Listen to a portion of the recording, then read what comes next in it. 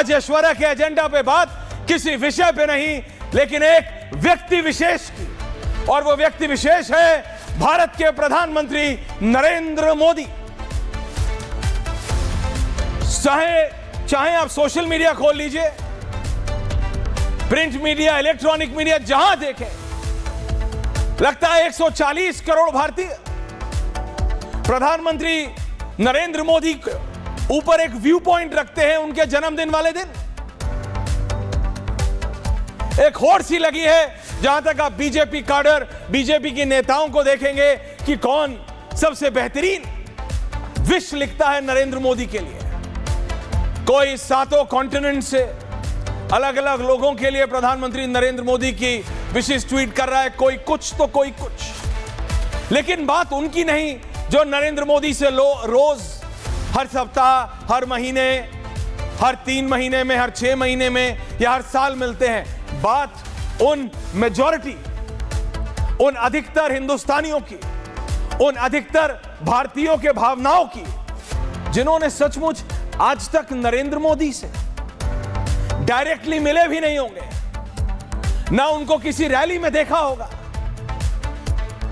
ना उनसे आमना सामना पड़ा होगा। हम पत्रकारों का तब भी हो जाता है, कभी इंटरव्यू कर लिया, कभी मिल रहे, कभी पार्लियामेंट में खड़े, कहीं कुछ नेताओं की होती है, पार्टी काडर की होती है, लेकिन उस मेजॉरिटी भारतीय की नहीं। वो सिर्फ एक धारणा है। उनके लिए नरेंद्र मोदी एक व्यक्ति नहीं है, उनके लिए नरेंद्र मोदी एक वे ऑफ लिविंग है, उनके लिए Narendra Modi style of politics है, और वो इस तरह से पैन की गई है। आप समझ रहे हैं मैं क्या कह रहा हूं? नरेंद्र मोदी आज सिर्फ एक पर्सनालिटी नहीं है। Narendra Modi is just not a person पर से। बीजेपी बोलती है ये Narendra Modi style of politics है, बीजेपी बोलती है ये नरेंद्र मोदी की लीडरशिप की बीजेपी है, यानी it is a way of politics. ये एक राजनीति का तरीका है। उनके प्रतिद्वंद्वी, जैसा मैंने कहा, आप उन्हें पसंद करें या ना पसंद करें, इग्नोर नहीं कर सकते। सपा हो, आम आदमी पार्टी हो, कांग्रेस हो, शायद वो बीजेपी के नेताओं से ज्यादा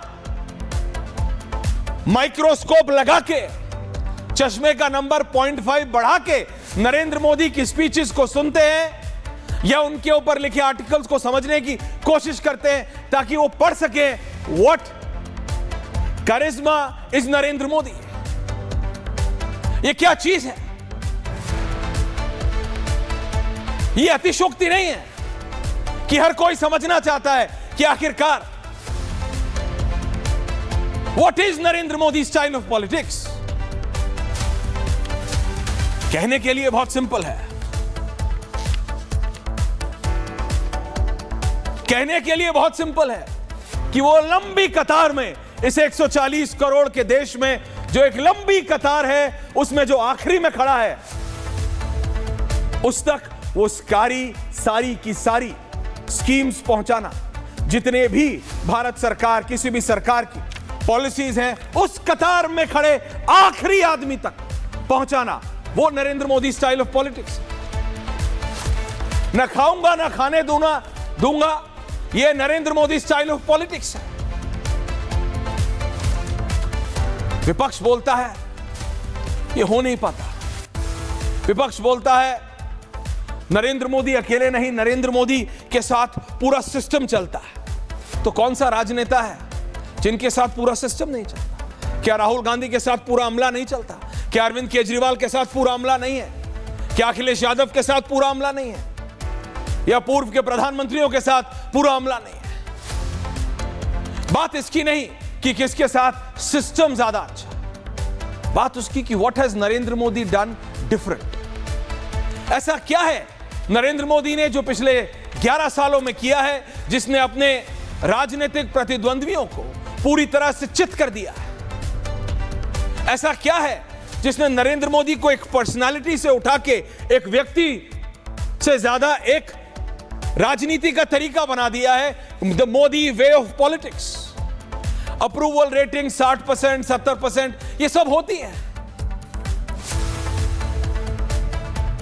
कौन सा ऐसा देश है जहां प्रधानमंत्री मोदी गए हो और उनका स्वागत गर्मजोशी से ना हुआ?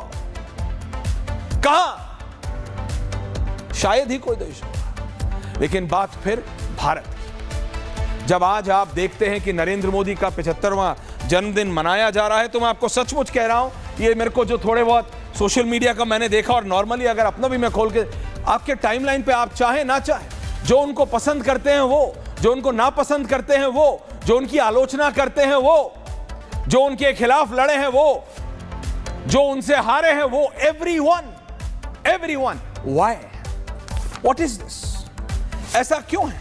लोग कहते हैं ऐसा इसलिए है, लोग कहते हैं इसलिए है। शर्मा, मुझे तुम्हारी व्यथा पता है मुझे तुम्हारी व्यथा, तुम शांत रहो। बात सिंपल है। लोग कहते हैं क्योंकि नरेंद्र मोदी ने सबसे पहले अपने से ज्यादा लोगों के बारे में सोचा। वो कहते हैं, आप सोचिए, आज एक आम व्यक्ति दिल्ली से पटना पहुंच जाता है, मुंबई से लखनऊ आ जाता है, भोपाल से बंगलौर पहुंच जाता है, और उसकी जेब में एक 10 का नोट नहीं होता।